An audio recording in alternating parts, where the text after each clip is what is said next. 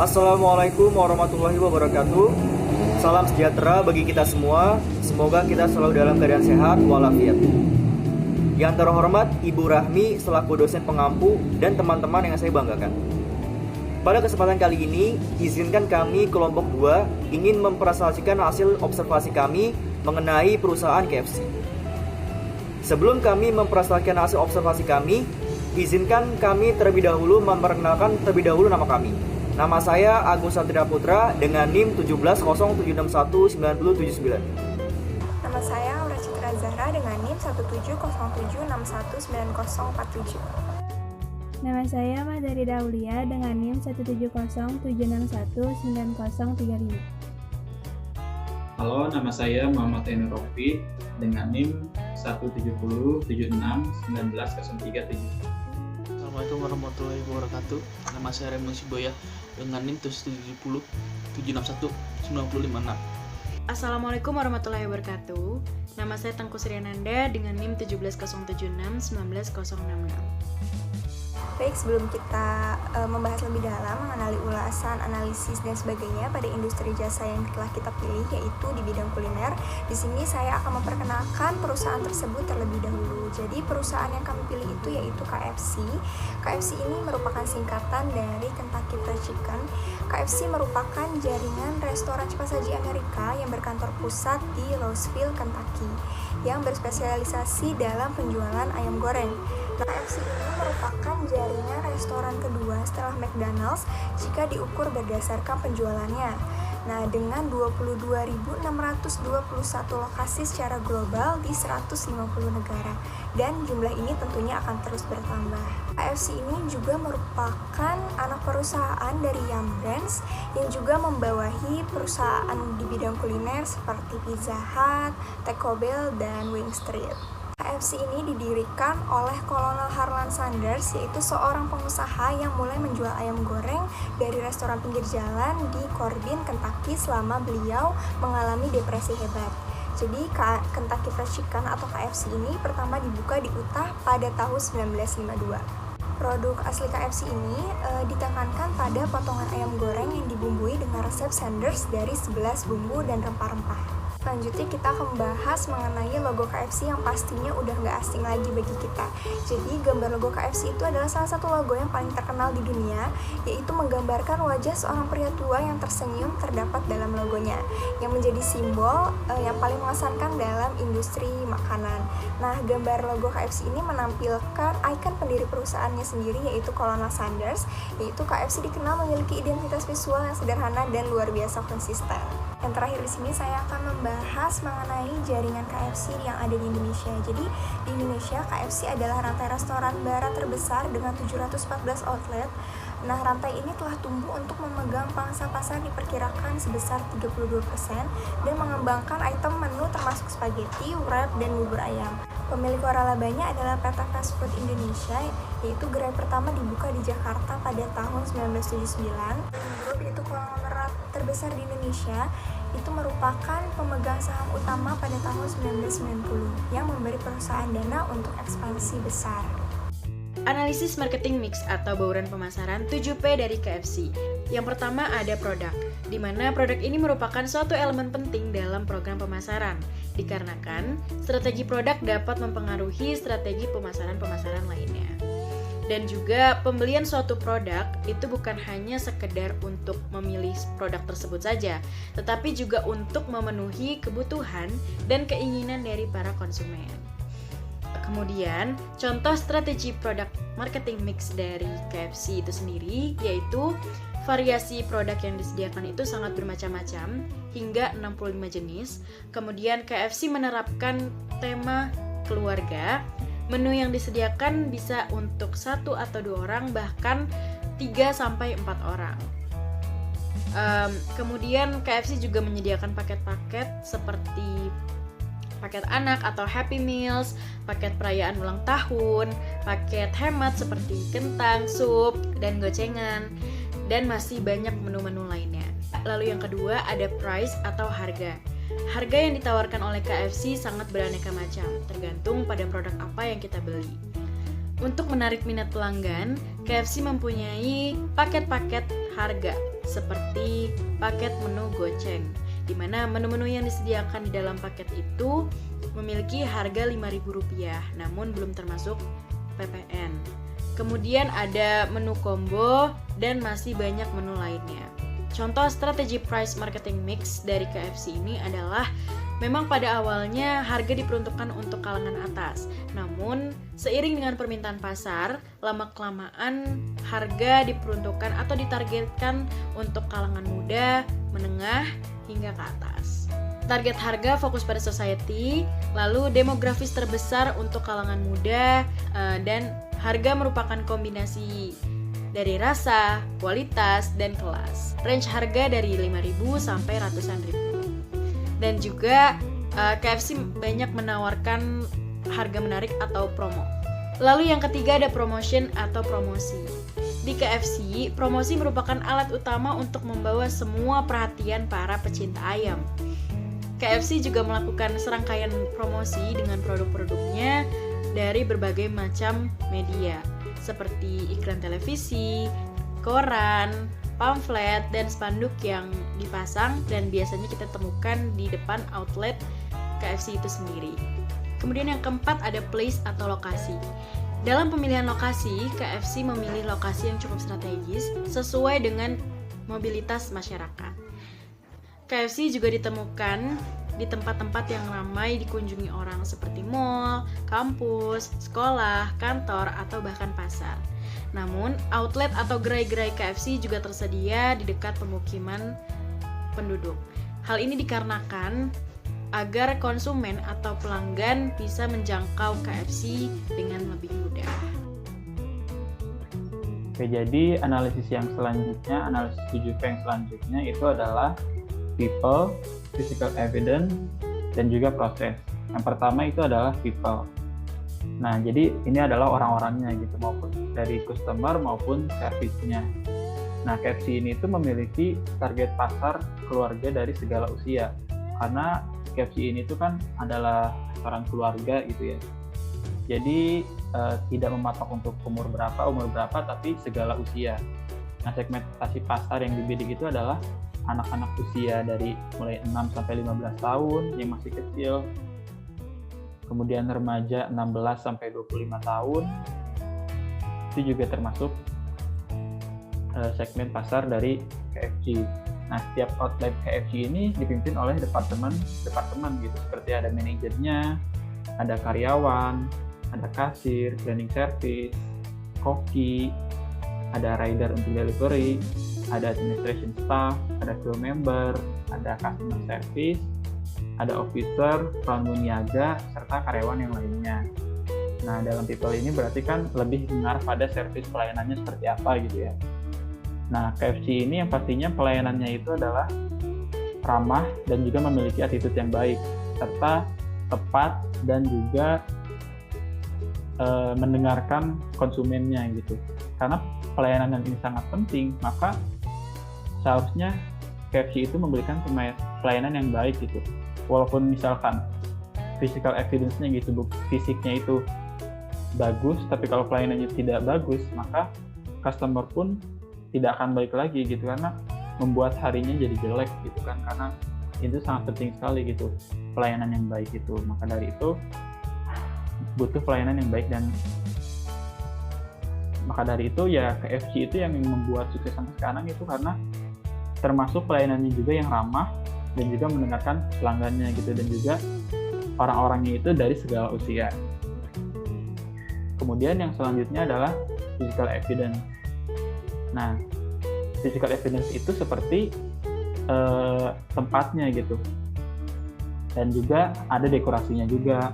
Nah, KFC ini kan memiliki dekorasi yang khas dari para pesaingnya gitu, sehingga ya ini tuh mudah dikenali. Saya sendiri juga kalau mendengar KFC itu pasti tahu gitu, oh desainnya seperti itu, dekorasinya seperti itu, sehingga ya itulah yang membuat KFC sampai bisa sebesar sekarang tuh ya karena orang-orang tuh udah pada tahu gitu Mulai dari dekorasinya, itu dekorasi ruangan, terus ada hiasan di dinding atau hiasan gantung, itu ngebuat customer tuh jadi mudah untuk mengenalinya gitu. Jadi kalau mau ke restoran atau mau ke tempat makan, sekedar bercanda gurau sama teman atau sama keluarga, itu pasti mikirnya KFC karena memiliki dekorasi yang mudah diingat, mudah dikenali gitu. Nah, selain tadi service yang people tadi, ada service yang ramah sama. Nah, ini kan physical evidence, yaitu dari dekorasi dan juga ada fasilitas dari KFC itu sendiri.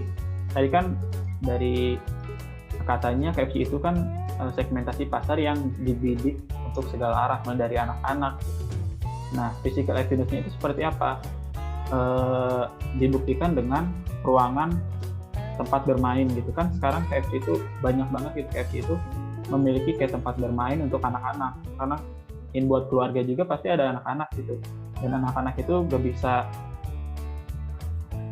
apa ya, biasanya kalau dibobok makan pasti rewel dan pengen main atau apa. Nah, itu KFC itu menyediakan itu, ada kayak buat perosotan dan sebagainya. Itu adalah fasilitas KFC. Terus juga ada fasilitas buat mahasiswa atau para pekerja, itu seperti wifi, ruangan khusus buat perokok maupun tidak merokok, ada tempat parkir, ada penyimpanan kendaraan.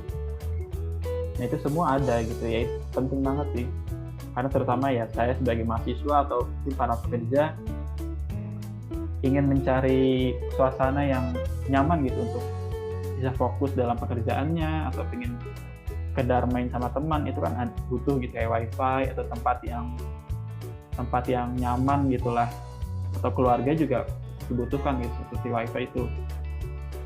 Nah, itu adalah KFC, itu adalah fasilitas yang disediakan KFC gitu, supaya pelanggan itu menarik, supaya kalau ingin kayak kegiatan sehari-hari pelanggan maupun weekend ingin berkumpul bersama keluarga, KFC itu memberikan pelayanan sebaik mungkin untuk hal itu gitu. Oke, kemudian yang terakhir yang analisis dari 7P itu adalah proses. Nah, proses ini adalah kegiatan yang menunjukkan bagaimana pelayanan diberikan kepada konsumen selama melakukan pembelian barang. Nah, pada outlet KFC ini, customer itu diharapkan untuk bisa melayani dirinya sendiri atau self-service.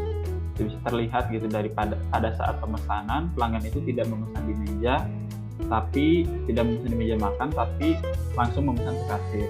Karena ini adalah restoran cepat saji, maka pelayanan pun harus cepat dilakukan, karena makanan itu kan diberikan di kasir dan langsung dibayar di kasir juga. Kemudian contoh lain itu seperti kita mau ngambil saus sendiri maupun sendok sedotan sendiri, itu kan ada tempatnya khusus gitu. Nah, itu adalah contoh proses. Nah, itu semua sudah merupakan analisis 7P. Dan kemudian lanjut. Selanjutnya akan membahas tentang analisis SWOT dari KFC. Yang pertama itu ada strength atau kekuatan. KFC ini merupakan pelopor penyedia makanan cepat saji. Yang kedua, memiliki cabang di seluruh Indonesia sehingga pemasarannya cukup luas. Yang ketiga, memiliki sumber daya manusia, memiliki hubungan interpersonal atau memiliki ketergantungan satu sama lain, dan memiliki pola interaksi yang konsisten. Yang keempat, memiliki manajemen produksi yang cukup baik. Yang kelima, memiliki brand resmi yang terkenal di seluruh dunia. Yang keenam, adanya layanan pesan antar dan drive-thru sehingga memudahkan pelanggan. Yang ketujuh, tersedianya fasilitas internet yang gratis. Dan yang kedelapan, memiliki rasa ayam yang khas dan lezat. Selanjutnya ada kelemahan atau weakness dari KFC. Yang pertama, sumber daya manusia sebagian besar masih berstatus kontrak. Yang kedua, rekrutmen sumber daya manusia ini masih berunsur kekeluargaan. Yang ketiga, kurang memperhatikan nilai gizi. Yang keempat, menu yang terdaftar tidak selalu tersedia. Dan yang kelima, harga yang kurang terjangkau bagi masyarakat kalangan bawah. Karena harga yang ditawarkan oleh PT Fast Food Indonesia KFC ini harus sama dengan harga KFC yang telah ditetapkan oleh Trikon Global Restoran. Trikon Global Restoran ini merupakan pemilik dari KFC. Selanjutnya ada opportunities atau peluang dari KFC. Yang pertama, membuka cabang baru. Yang kedua, karyawan kebanyakan bertahan lama. Yang ketiga, mengembangkan menu baru. Yang keempat, membuat atau menciptakan strategi pemasaran baru, seperti berjualan di halaman depan kampus dengan menggunakan mobil sebagai tempat berjualan. Yang kelima, mendapatkan pelanggan baru yang potensial sehingga dapat dijadikan pelanggan yang loyal. Yang keenam, melakukan kerjasama dengan pihak lain, contohnya dengan pihak Gramedia sebagai bagian dari strategi pemasaran yang baru. Yang ketujuh, memberikan diskon pada jam-jam tertentu, misalnya memberikan diskon kepada mahasiswa atau pelajar pada jam-jam yang telah ditentukan. Dan yang kedelapan, bisa dijadikan bisnis suara laba yang dapat dijadikan pemasukan dari menjual brand atau merek dan sistem manajemennya. Yang terakhir ada threat atau ancaman dari KFC. Yang pertama itu banyak pesaing lain yang menciptakan jenis makanan cepat saji yang baru seperti burger, pizza, dan lain-lain. Yang kedua, banyak bermunculan pedagang kaki lima yang menjual fried chicken dengan harga yang terjangkau. Yang ketiga, lokasi usaha yang berada dekat dengan restoran ayam yang lain. Yang keempat, banyak masyarakat yang mulai beralih ke jenis makanan yang lebih sehat dan rasanya tidak kalah dari makanan junk food. Yang kelima atau yang terakhir yaitu banyak bermunculan produk tepung bumbu ayam goreng yang memungkinkan masyarakat lebih menyukai untuk masak sendiri di rumah. Strategi pemasaran KFC. Sebagai salah satu restoran cepat saji, tentu saja KFC mempunyai strategi untuk menarik pelanggannya. Lalu, apa saja strategi tersebut? Berikut ini saya jelaskan berbagai macam strategi yang dilakukan KFC untuk menarik pelanggannya. Yang pertama, kesempurnaan resep. KFC selalu menyempurnakan cita rasanya setiap saat untuk memberikan kepuasan kepada pelanggan atau konsumennya. Inovasi ini pun disempurnakan untuk menciptakan kreasi menu baru dengan tidak menghilangkan ciri khas dari KFC. Yang kedua, fasilitas yang lengkap. KFC dalam setiap outletnya selalu memberikan berbagai macam fasilitas yang lengkap kepada konsumennya. Strategi ini merupakan pendukung untuk memberikan kepuasan pada pelanggan yang akan datang. Di antaranya, tersedianya layanan internet gratis. Yang ketiga, pemilihan lokasi. KFC dibangun dengan menempatkan lokasi yang strategis sesuai dengan mobilitas masyarakat. Sebagian besar KFC didirikan pada daerah yang memiliki mobilitas yang sangat tinggi. Yang keempat, strategi harga. KFC menerapkan strategi harga dengan memberikan berbagai macam penawaran harga yang menarik. Di antaranya adalah memberikan paket harga yang sangat menarik dan menguntungkan bagi konsumen. Yang kelima, partnership. KFC memanfaatkan media melalui televisi, radio untuk mempromosikan produk mereka dengan cara memasang iklan. Di sini saya akan menjelaskan tentang pokok permasalahan yang dihadapi KFC dan saran atau inovasi nyata untuk menghadapi hal tersebut. Penting untuk diketahui, pokok permasalahan yang dihadapi KFC ini jadi sebelum adanya pandemi. Maka kemungkinan sekitar tahun 2020 awal-awal atau 2019 akhir. Oke. Pertama, permasalahan yang dihadapi KFC. Permasalahan yang dihadapi KFC ini yang pertama adalah gempuran produk-produk impor yang menjadi saingan perusahaan KFC.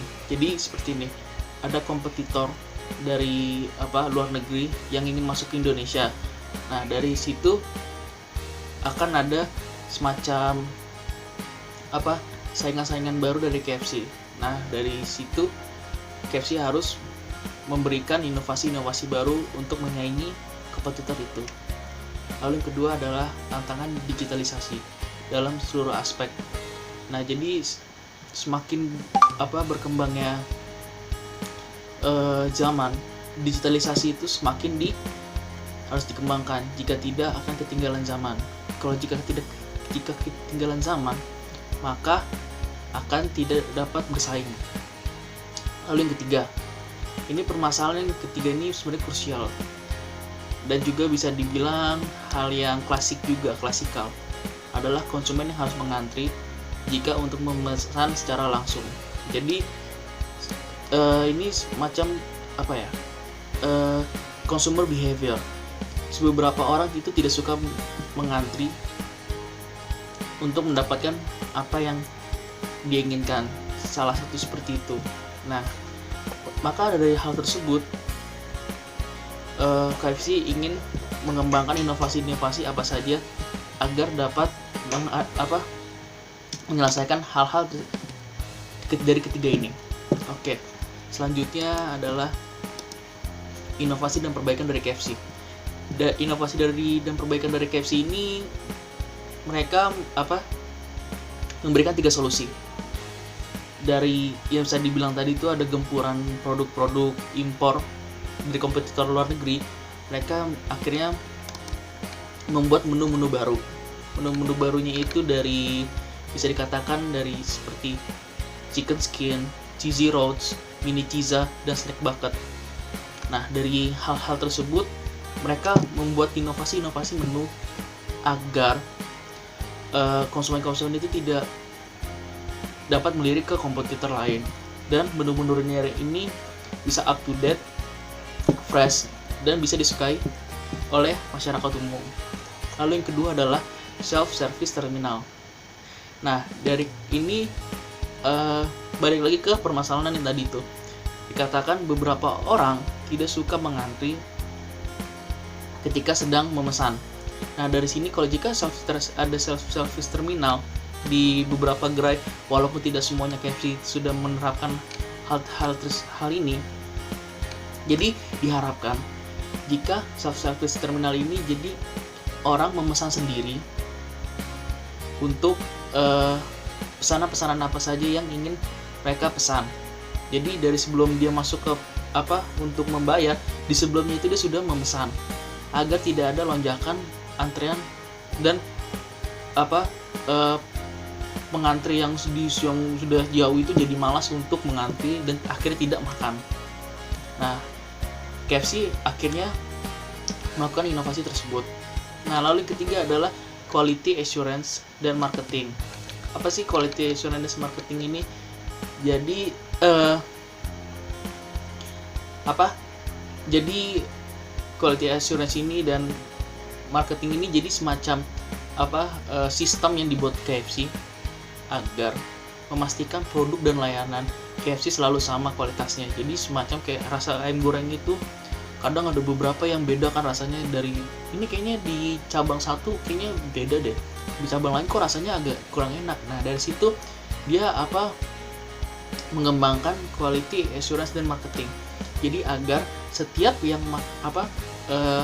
produk-produk yang mereka jual di setiap cabang itu sama semua, rasanya sama, dan kualitasnya tetap terjaga. Jadi seperti itu.